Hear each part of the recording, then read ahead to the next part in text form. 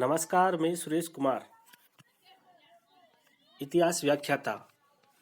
आज हम आधुनिक विश्व के इतिहास में औद्योगिक क्रांति के विषय में पढ़ेंगे। पिछली कक्षा में हमने औद्योगिक क्रांति का अर्थ, औद्योगिक क्रांति का काल, औद्योगिक क्रांति से पूर्व की स्थिति, क्रांति का सूत्रपात इंग्लैंड से ही क्यों हुआ और औद्योगिक क्रांति के कारण पढ़े थे। आज हम औद्योगिक क्रांति का स्वरूप अर्थात कृषि के क्षेत्र में विकास, परिवहन एवं संचार में सुधार, उद्योग में क्रांति, आर्थिक सिद्धांत एवं नीति के विषय में पढ़ेंगे और उसके बाद हम पार्ट थर्ड में पढ़ेंगे औद्योगिक क्रांति के परिणाम, जिसमें आर्थिक, सामाजिक और राजनीतिक, उसके विषय में पढ़ेंगे। आज हम पढ़ेंगे औद्योगिक क्रांति के स्वरूप के विषय में। औद्योगिक क्रांति का स्वरूप विभिन्न क्षेत्रों में हुए औद्योगिक विकास के से स्पष्ट हो जाता है कि औद्योगिक विकास चार महत्वपूर्ण क्षेत्रों में स्पष्ट रूप से दृष्टिगत होता है। ये क्षेत्र है कृषि, परिवहन एवं संचार, उद्योग और आर्थिक सिद्धांत एवं नीति। कृषि क्षेत्र में विकास। जिस समय इंग्लैंड में औद्योगिक क्रांति का सूत्रपात हुआ था, उस समय किसानों की कड़ी मेहनत करनी पड़ती थी। चूंकि औद्योगिक क्रांति का कृषि से घनिष्ठ संबंध है, अतः इस क्षेत्र में वैज्ञानिक तरीकों से काम करने और कृषि उपयोगी मशीनों को बनाने की आवश्यकता अनुभव की जाने लगी। क्योंकि जो कारखाना प्रणाली का विस्तार हुआ, शहरों की आबादी बढ़ी और अधिकाधिक लोग कम आत्मनिर्भर रहने लगे। अब गांव के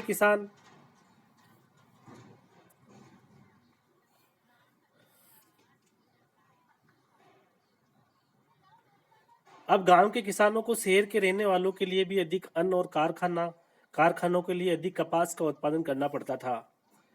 इस प्रकार कृषिजन्य वस्तुओं की मांग बढ़ती जा रही थी। एक और कारण भी कृषि क्रांति में सहयोगी रहा। अब तक लोगों ने खाने के लिए खेत बोए थे, लेकिन अब लोग मुनाफा कमाने के लिए खेतों में पूंजी लगा रहे थे।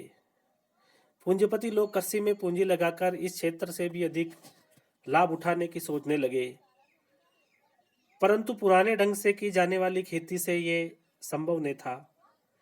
अतः खेती अब अधिक वैज्ञानिक तरीकों और अधिक अच्छे औजारों से की जाने लगी।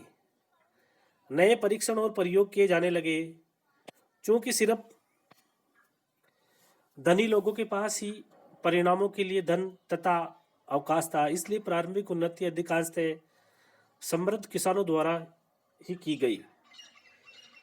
सर्वप्रथम वर्कशायर के एक अंग्रेज जमींदार जेथरो टल 1674 से 1740 ने वनस्पति जीवन की उपयुक्त अवस्थाओं का अध्ययन किया और भूमि जोतने तथा बीज बोने के नए ढंगों का आविष्कार किया।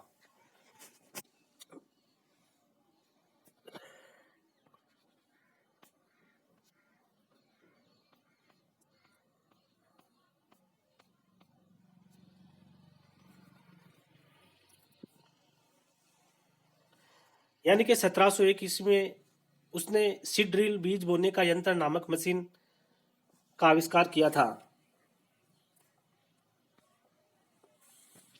यह मशीन अपने आप खेत में हल चलाकर उसमें लकीर डाल देती थी और साथ ही साथ लकीर में बीज भी गिरता रहता था, और साथ ही यह मशीन उस लकीर में गिरे हुए बीजों को मिट्टी के साथ ढापती हुई खेत को बराबर करके आगे चलती रहती थी।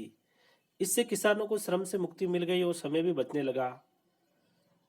जोरात्रटल का दूसरा सुझाव यह था कि किसानों को घास पात निकालने तथा भूमि को नरम बनाने के लिए घोड़ों से चलाए जाने वाले कर्षक यानी पटेला यंत्र का प्रयोग करना चाहिए।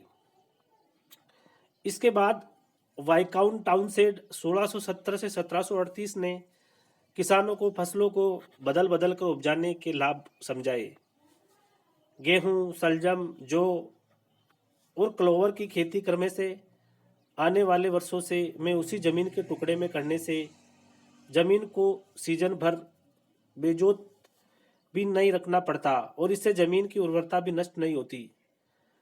इस प्रणाली से प्रति एकड़ दुगनी पैदावार होने लग गई। 1760 ईस्वी के आसपास रॉबर्ट बेकवेल नामक अंग्रेज ने पशुपालन की एक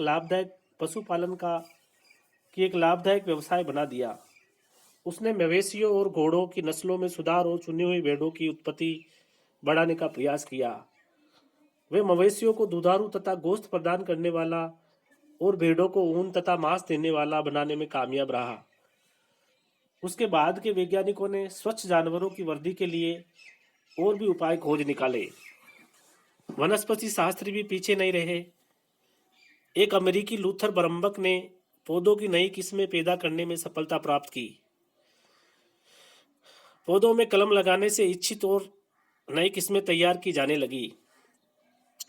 1840 ईस्वी तक किसान लोग अपने खेतों में पुराने तरीके से खाद देते थे और खाद देने के मामले में कोई नया तरीका नहीं अपनाया गया। लेकिन उसी वर्ष जस्टिस वॉन लिबिंग नामक एक जर्मन रसायन शास्त्री ने एक पुस्तक प्रकाशित करवाई जिसमें उसने ये प्रतिपादित किया कि पौधों की आधारभूत खुराक पोटास, नाइट्रोजन और फास्फोरस है।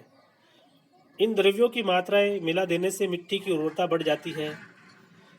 इसके बाद व्यापारिक खादें बड़े पैमाने पर खेती में प्रयुक्त होने लगी, जिससे पैदावार काफ़ी बढ़ गई।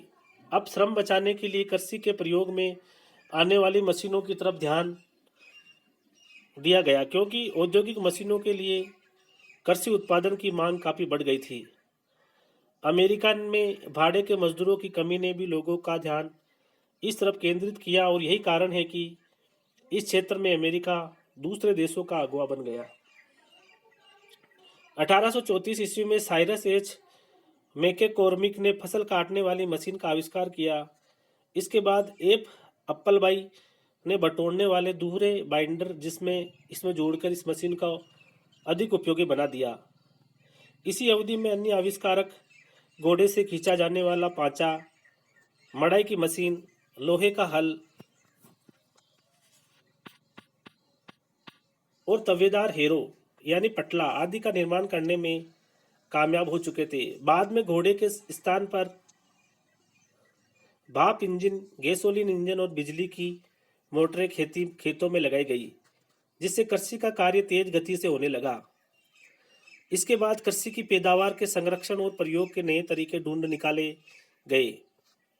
अब उन्हें तेजी से बाजार और बाजार से दुकानों तक पहुंचाने की तरफ सुरक्षित रखने के लिए वैज्ञानिक स्टोर बनाए जाने लगे। फ्रांस के लुई पास्चर ने मक्खन और पनीर बनाने के कार्य को सुधारा। रासायनिकों ने निरंतर प्रयोग करके फसलों के नए प्रयोगों की खोज करके उनके लिए बाजार को विस्तृत किया। उदाहरणार्थ अमेरिका के निग्रो वैज्ञानिक जॉर्ज वाशिंगटन कार्बर ने अनवरत खोजों के बाद यह बतलाया कि मीठे आलू से 100 विभिन्न प्रकार की वस्तुएं बनाई जा सकती है। कृषि वैज्ञानिकों और अन्वेषकों को जल्द कामयाबी मिल गई थी, परंतु आम किसान उनकी खोजों का तत्काल लाभ नहीं उठा पाया, क्योंकि अभी तक खुले खेतों का प्रचलन था। इन खेतों का क्षेत्रफल भी काफ़ी छोटा था। इससे बहुत सी भूमि बेकार चली जाती थी और खुले खेतों पर मशीनों का प्रयोग भी संभव नहीं था। इंग्लैंड के धनी किसान आर्थर यंग 1740 से 1820 ने इंग्लैंड, आयरलैंड, फ्रांस आदि देशों का दौरा किया और तत्कालीन कृषि प्रणालियों का गहन अध्ययन करने के उपरांत नई खेती का प्रचार किया। इस संबंध में उसने कई पुस्तकें लिखी। इंग्लैंड के सुप्रसिद्ध इतिहासकार ट्रेवलियर ने तो उसे नई खेती का अवतार कहा। उसने छोटे छोटे खुले खेतों को मिलाकर बड़े बड़े कृषि फार्म बनाने तथा बड़े फार्मों से मिलने वाले लाभों का विस्तृत विवरण दिया। यंग के प्रयत्नों से ब्रिटिश कृषि बोर्ड की स्थापना हुई। इसका मुख्य उद्देश्य किसानों में नए विचारों को फैलाना था और नई नई खोजों की जानकारी देना था। इसके बाद प्रत्येक देश में कृषि मंत्रालय या विभाग कायम होने लगे। मंत्रालय अथवा विभाग की देखरेख में परीक्षण क्षेत्र कायम किए गए और पौधों तथा भूमि समस्याओं पर खोजें की जाने लगी तथा किसानों को लाभ पहुंचाने की दृष्टि से पुस्तकें तथा पत्रिकाएं प्रकाशित की जाने लगी। सरकारी तौर पर कृषि विश्वविद्यालयों की स्थापना की जाने लगी। इन विद्यालयों में वैज्ञानिक ढंग से कृषि का काम सिखाया जाने लगा। इंग्लैंड में कृषि के क्षेत्र में नवीन आविष्कारों तथा पद्धतियों से पैदावार में काफ़ी वृद्धि हुई। परंतु इससे छोटे किसानों को लाभ के स्थान पर हानि उठानी पड़ी। बड़े बड़े फार्मों की स्थापना के चक्कर में उन्हें अपने छोटे छोटे खेत बेचने के लिए बाध्य किया गया और वे भूमिहीन मजदूरों की श्रेणी में आ गए। जमींदार तथा अमीर किसानों को बहुत अधिक लाभ हुआ, उनकी भूमि और पैदावार काफी बढ़ गई। इसका परिणाम ये निकला कि गांवों के बहुत से किसान शहर में जा बसे।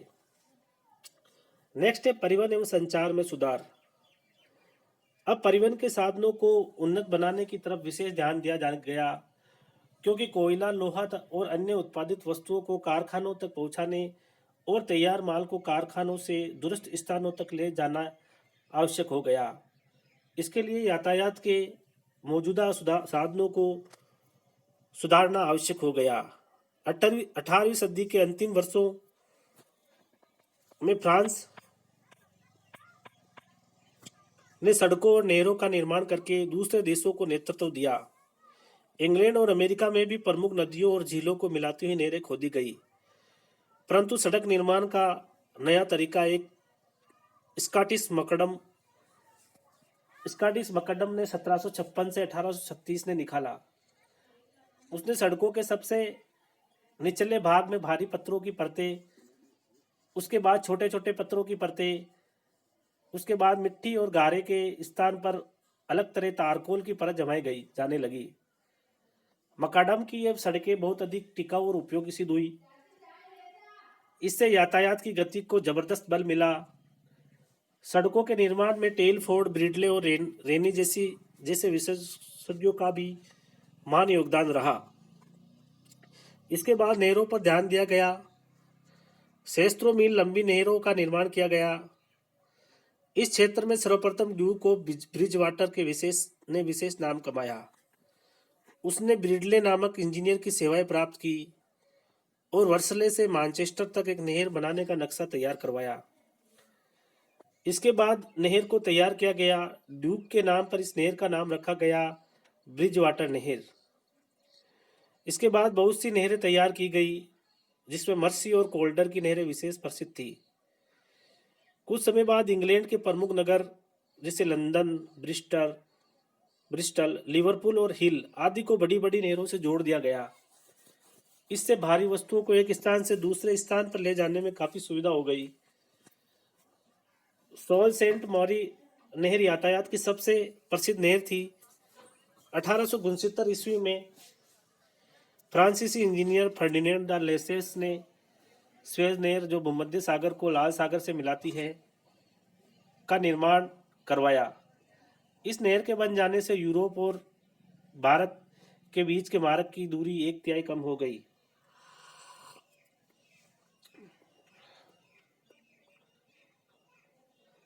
अब पानी पर अधिक गति से चलने वाले यातायात की तरफ ध्यान दिया गया।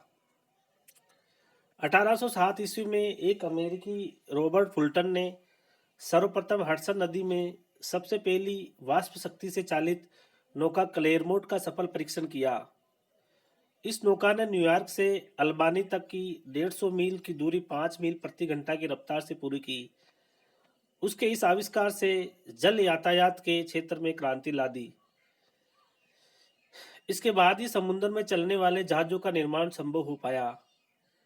1838 ईस्वी में पहले स्टीम बोट सीरियस ने अटलांटिक महासागर को 18 दिनों में पार किया। 1850 ईस्वी में नौकाओं में पेडल व्हील के स्थान पर स्क्रू प्रोपेलर का प्रयोग किया जाने लगा, जिससे उनकी गति काफी तेज हो गई। लोहे की पटरियों पर चलने वाले रेल इंजन के आविष्कार ने यातायात के क्षेत्र में जबरदस्त हलचल पैदा कर दी। प्रारंभ में स्वचालित इंजन का सफल आविष्कार इंग्लैंड के जेम्स वाट ने किया। इस इंजन का सर्वप्रथम प्रयोग कोयले की खानों से पानी की निकासी के लिए लिया गया, परंतु धीरे धीरे इनका प्रयोग अन्य उद्योगों में भी किया जाने लगा। 1830 ईस्वी में एक अन्य अंग्रेज जॉर्ज स्टीफेंसन ने अपनी प्रसिद्ध भाप के इंजन रॉकेट का आविष्कार करके स्थल परिवहन के साधनों में क्रांति ला दी। इस इंजन ने माल से भरे डिब्बों की पंक्ति को 1 घंटे में 29 मील की रफ्तार से खींचकर संसार को चकित कर दिया। 1 घंटे में 19 मील की रफ्तार से खींचकर। बहुत से लोगों ने इस बेहद शोर मचाने वाले और भयानक दानव जैसे दिखाई देने वाले इंजन पर आपत्ति उठाई। उन लोगों को डर था कि इससे किसानों को भारी हानि पहुंचेगी और धुएं से वायु दूषित हो जाएगी। इस प्रकार के आपत्तियों के उपरांत भी यूरोप के देशों में रेल मार्ग की मांग बढ़ती गई और और हजारों मील लंबे रेल मार्ग बन गए। धीरे धीरे रेल मार्ग केवल माल ढोने के लिए ही नहीं, अपितु यात्रा के एक सर्वसुलभ और लोकप्रिय साधन के रूप में भी काम आने लगे। उनमें तेज गति से चलने वाले इंजन लगाए गए, डाइनिंग कारों, स्लीपिंग कारों और मुलायम कोचों की व्यवस्था की गई, जिससे ट्रेन की यात्रा पहले की अपेक्षा कई अधिक आरामदेह हो गई। 1880 के आसपास गैसोलीन अर्थात पेट्रोल इंजन के आविष्कार ने पुनः हलचल मचा दी।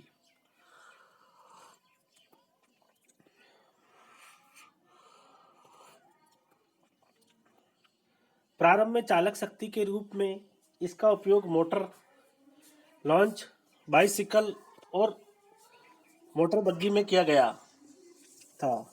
इसकी सफलता से अमेरिका में कई कंपनियां मोटर बनाने के लिए खुल गई थी। इस दिशा में अमेरिका के हेनरी फोर्ड का विशेष योगदान रहा। उसने सस्ते दामों में मोटरों को बनाकर उन्हें काफी लोकप्रिय बना दिया। फ्रांस, जर्मनी और इंग्लैंड में भी मोटर बनाने के लिए अनेक कारखाने खुल गए। इसके बाद माल ढोने के लिए ट्रक गाड़ियां बनाई गई। ट्रकों के परिणाम स्वरूप रेल मार्गों से अत्यधिक दूर के स्थान भी राष्ट्रीय बाजारों से जुड़ गए। मोटरसाइकिल और स्कूटरों के निर्माण ने सामान्य लोगों की परिवहन समस्या को काफी मात्रा में हल कर दिया। 1839 में चार्ल्स गुडियर ने एक खोज निकाला कि रबर का किस तरह वल्कनीकरण किया जाए कि वह सख्त हो जाए। इस खोज से मोटर उद्योग की उन्नति में बहुत अधिक सहायता मिली।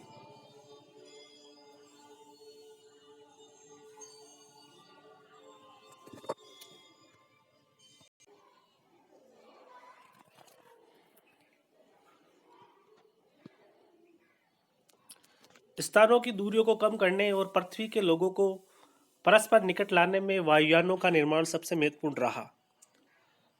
वैसे तो मनुष्य प्राचीन काल से ही हवा में उड़ने के स्वप्न देखता आया था।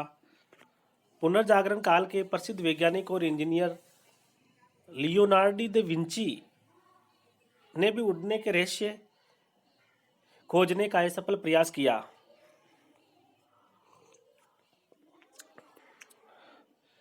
18वीं सदी के अंत में कुछ फ्रांसीसी गैस भरे गुब्बारों की सहायता से हवा में उड़ने में सफल रहे।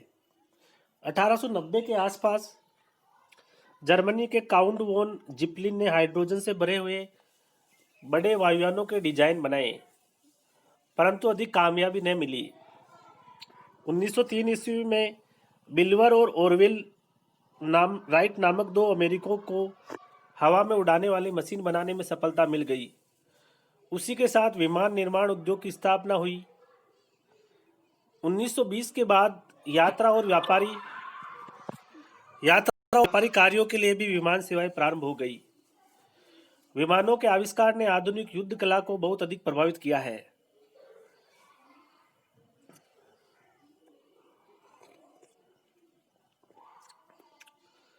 संचार व्यवस्था के क्षेत्र में भी महत्वपूर्ण सुधार किए गए।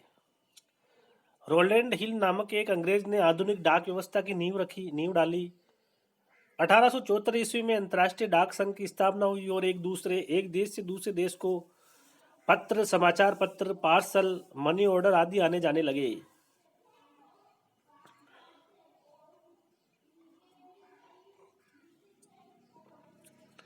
(1844 ईस्वी में सैमुअल मार्स ने एक व्यावहारिक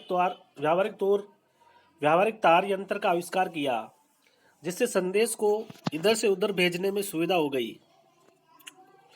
1866 में साइरस फील्ड प्रथम अतलांतक समुद्री तार बिछाने में सफल हुआ।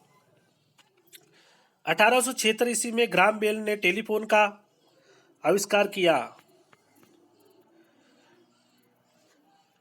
आविष्कार करके संचार व्यवस्था को ही बदल दिया। 1896 ईस्वी में मार्कोनी नामक एक इटालियन ने बेतार के तार से तार भेजने की मशीन बनाई। इसके बाद रेडियो तथा ब्रॉडकास्टिंग स्टेशन का समय आया और फिर अंत में टेलीविजन शुरू हुआ। इस प्रकार संचार व्यवस्था का कायाकल्प हो गया। नेक्स्ट है उद्योग में क्रांति। उद्योग धंधों के क्षेत्र में औद्योगिक क्रांति की प्रथम झलक सूती वस्त्र के उद्योग में देखने को मिलती है। वैसे 17वीं शताब्दी से ही इंग्लैंड में सूत उद्योग व्यापक पैमाने पर शुरू हो गया था, परंतु वस्त्र बुनने की पुरानी पद्धति में कोई खास परिवर्तन नहीं आया। सूती कपड़ों की मांग इतनी अधिक बढ़ गई कि पुराने ढंग से चरखे काफी सूत नहीं काट सकते थे और पुराने चरखों में से उस मांग को पूरा करने लायक कपड़ा नहीं बुना जा सकता था। 1733 ईस्वी में जॉन के नामक एक अंग्रेज ने उड़ने वाली ढरकी यानी कि फ्लाइंग शटल का आविष्कार किया था। 1733 ईस्वी में जॉन के इससे कपड़ा बुनने की गति में तेजी आ गई। ढरकी करगे का वह हिस्सा होता है जो चौड़ाई से में पड़ने वाले तागों को जिसे बाना कहा जाता है, तागे की लंबाई वाले हिस्से के जिसे ताना कहते हैं बीच से गुजरता था।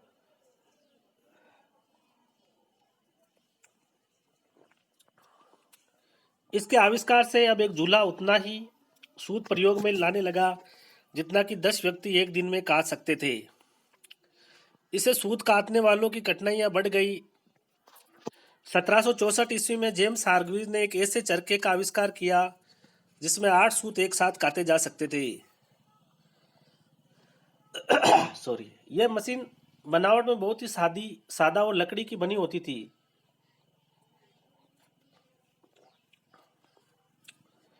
इसमें एक पहिए को घुमाने से 8 तकवे एक साथ घूम सकते थे और इस प्रकार एक साथ ही 8 सूत काटे जा सकते थे। बहुत से मजदूरों ने शुरू में इस मशीन का आविष्कार किया था क्योंकि उन्हें भय था कि इसके प्रयोग से मजदूरों में बेकारी फैल जाएगी, परंतु धीरे धीरे लोगों ने इसे अपनाना शुरू कर दिया। हार्ग्रीव्स ने अपनी कताई मशीन का नाम अपनी पत्नी के नाम पर कतन जेनी यानी स्पेनिंग जेनी रखा। हार्ग्रीव्स स्पेनिंग जेनी यानी कतन जेनी। परंतु इन मशीनों को हाथ से चलाना पड़ता था। 1769 ईस्वी में प्रेस्टन निवासी रिचर्ड आर्कराइट ने सबसे पहले सूत काटने की मशीन पंचचौखट यानी वाटर फ्रेम बनाई जो हाथ से न चलकर जल शक्ति द्वारा चलती थी।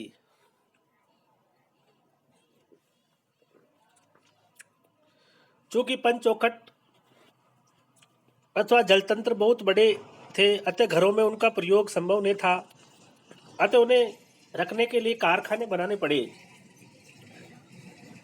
आर्कराइट ने अन्य धनी लोगों के साथ मिलकर बड़ी बड़ी मिलें कायम की जिससे कारखाना पद्धति को प्रोत्साहन मिला।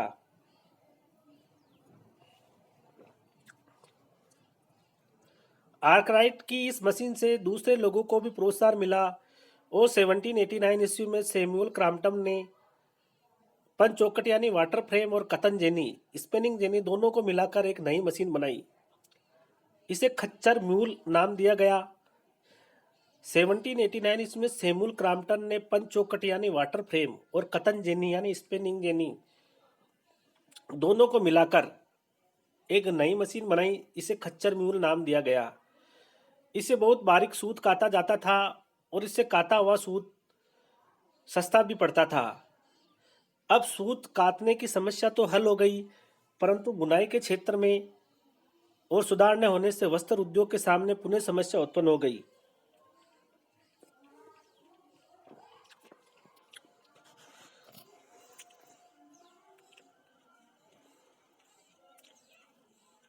(1785) ईस्वी में एडमंड कार्ट राइट ने एक ऐसी बुनाई की मशीन बनाई जो कताई मशीनों द्वारा किए जाने वाले उत्पादन को की बराबरी कर सके। इसे शक्ति चालित करगा यानी पावर लूम के नाम से पुकारा जाने लगा। क्योंकि इसे जल शक्ति अथवा वाष्प शक्ति दोनों से ही चलाया जा सकता है। इस मशीन से बुना कपड़ा बहुत बढ़िया और सस्ता होता था। कुछ वर्षों बाद लगभग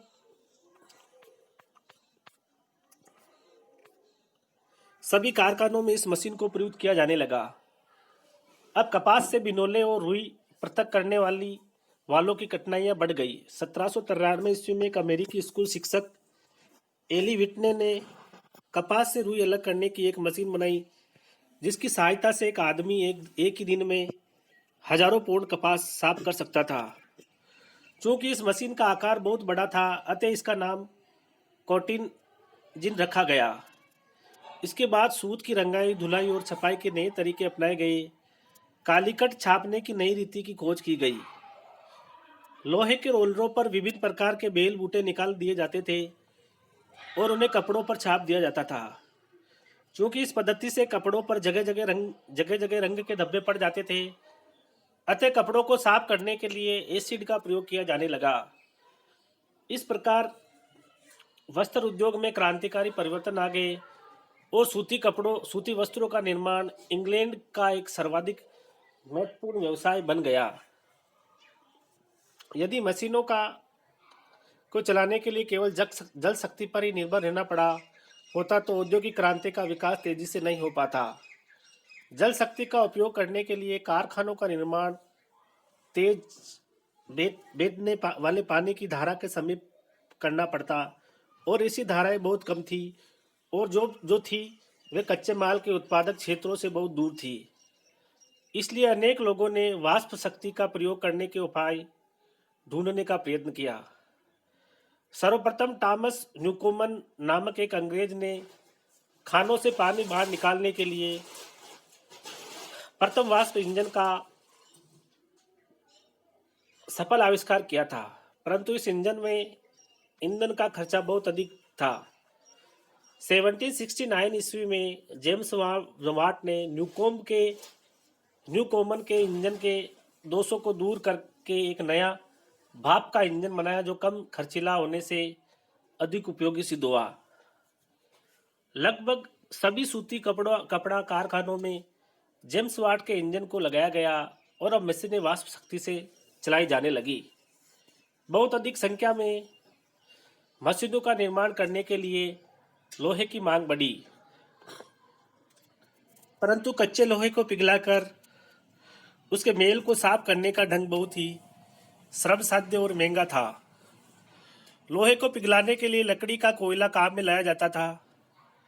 नई मशीनों के प्रयोग में लकड़ी का प्रयोग किया जाता था। परिणाम ये निकला कि इंग्लैंड में लकड़ी की मात्रा में तेजी से कमी आने लगी, अतः ईंधन के अन्य साधन की खोज शुरू की गई। 18वीं और 19वीं शताब्दियों में पत्थर के कोयले के उपयोग करने के उपाय खोजे गए। पत्थर के कोयले के उपयोग में से श्रम और मूल्य दोनों की बचत होने लगी। परिणाम स्वरूप खानों से पत्थर का कोयला निकालना इंग्लैंड का एक प्रमुख उद्योग बन गया। लोहे से बनी मशीनें काफी वजनदार होती थी और उनमें जंग भी अधिक लग जाता था, अतः लोगों की रुचि इस्पात से बनी मशीनों की तरफ बढ़ गई। 1856 ईस्वी में हेनरी बेसीमेर ने लोहे को शोधने और उसे अधिक सख्त बनाने की प्रणाली ढूंढ निकाली। इस पद्धति से तैयार किए गए लोहे को इस्पात का नाम दिया गया।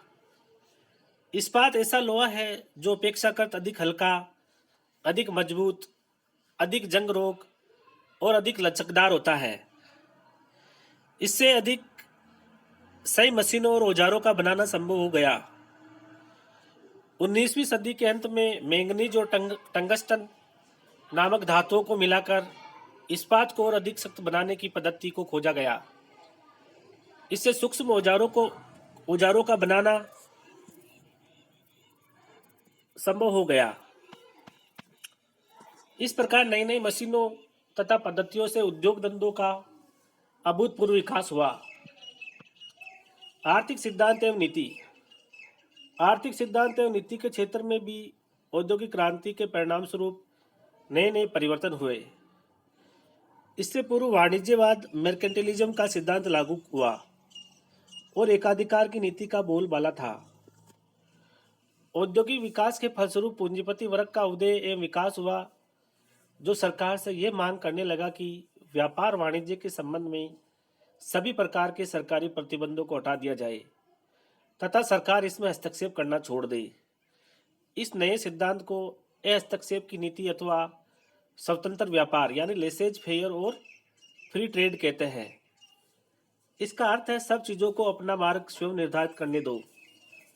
तत्कालीन अर्थशास्त्री एडम स्मिथ ने अपनी सुप्रसिद्ध पुस्तक वेल्थ ऑफ नेशंस में बहुत से नए आर्थिक सिद्धांत प्रतिपादित किए। उसके विचारों का बहुत प्रभाव पड़ा और कई देशों ने स्वतंत्र व्यापार को प्रोत्साहन दिया, जिससे औद्योगिक विकास की गति को बढ़ावा मिला। औद्योगिक क्रांति के परिणाम स्वरूप नवीन सामुद्रिक मार्गों का विकास हुआ, नई व्यापारिक कंपनियों की स्थापना हुई, जिनमें ईस्ट इंडिया कंपनी भी प्रमुख थी, और इसका हमारे देश के इतिहास से घनिष्ठ संबंध रहा। बैंकिंग और ऋण पद्धति का विकास हुआ, केंद्रीय बैंकों की स्थापना हुई, बीमा कंपनियां खोली गई, राष्ट्रीय तथा अंतर्राष्ट्रीय बाजारों का विकास हुआ।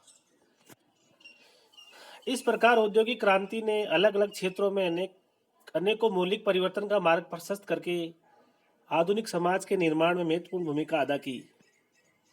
नेक्स्ट है अनेक अन्य यूरोपीय देशों में औद्योगिक विकास।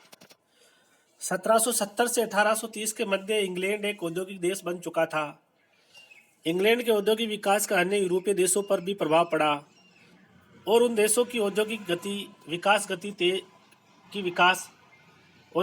गति पकड़ने लगी। सर्वप्रथम बेल्जियम ने इंग्लैंड की औद्योगिक क्रांति का लाभ उठाया। नेपोलियन बोनापार्ट के पतन के बाद बेल्जियम ने इंग्लैंड के कुशल इंजीनियरों और कारीगरों की सहायता से अपने उद्योगों में नई नई मशीनें लगाने का काम शुरू किया। इंग्लैंड के पूंजीपतियों ने भी बेल्जियम के औद्योगिक विकास में पूंजी निवेश किया। परिणाम स्वरूप 1870 तक बेल्जियम खानों एवं कारखानों का देश बन गया। फ्रांस पहले से ही गृह उद्योगों के क्षेत्र में काफी विकसित था। इसके अलावा फ्रांस में कोयले की खदानों की कमी थी। इस वजह से उसके उद्योगों के मशीनीकरण में विलंब हुआ। एक अन्य कारण नेपोलियन बोनापार्ट की पराजय के बाद उत्पन्न अव्यवस्था तथा राजनीतिक अस्थिरता भी रहा। परंतु लुई फिलिप के शासनकाल 1830 से 48 में औद्योगिक विकास की तरफ ध्यान दिया गया। रेल लाइनें बिछाई जाने लगी। फिर भी 1870 तक फ्रांस में औद्योगिक विकास तेज गति से नहीं हो पाया और वे अपने परंपरागत गृह उद्योगों को ही विकसित करता रहा। दूसरे शब्दों में फ्रांस एक कृषि प्रधान देश बना रहा। नेपोलियन तृतीय के शासनकाल में फ्रांस के वस्त्र उद्योग में अवश्य मशीनों का अत्यधिक प्रयोग होने लगा। प्राकृतिक संपदा लोहा और कोयला की दृष्टि से जर्मनी भी भाग्यशाली था। इस सुविधा के उपरांत भी जर्मनी लंबे समय तक अपना औद्योगिक विकास नहीं कर पाया। इसके लिए निम्न कारण उत्तरदायी रहे। गांव जैसे नंबर 1 है गांवों की संख्या अधिक होना, व्यापारिक नगरों की कमी, जर्मनी का अनेक राज्यों में बंटा होना, एक समान चुंगी व्यवस्था का अभाव, तैयार माल को खपाने के लिए बाजारों का अभाव, और छठा है पूंजी का अभाव। 1884 में प्रसा के नेतृत्व में 18 जर्मन राज्यों ने मिलकर जालवरिन नामक एक आर्थिक संघ की स्थापना की थी। 1884 में प्रसा के नेतृत्व में 18 जर्मन राज्यों ने मिलकर जालवरिन नामक एक आर्थिक संघ की स्थापना की। इसमें यह निश्चित किया गया कि संघ के सदस्य राज्य माल का स्वतंत्र व्यापार करेंगे तथा एक दूसरे के माल पर चुंगी नहीं लेंगे। इसमें यह निश्चय किया गया कि संघ के सदस्य राज्य माल का स्वतंत्र व्यापार करेंगे तथा एक दूसरे के माल पर चुंगी नहीं लेंगे। 1850 तक जर्मनी के सभी राज्य इस संघ में सम्मिलित हो गए। जर्मनी की इस आर्थिक एकता ने उसके औद्योगिक विकास का मार्ग प्रशस्त कर दिया। 1839 ईस्वी में इंग्लैंड के आर्थिक सहयोग से ड्रेसडन से लिप्जिंग तक की रेल लाइन का निर्माण किया गया। इसके बाद अन्य रेल मार्गों का निर्माण किया गया।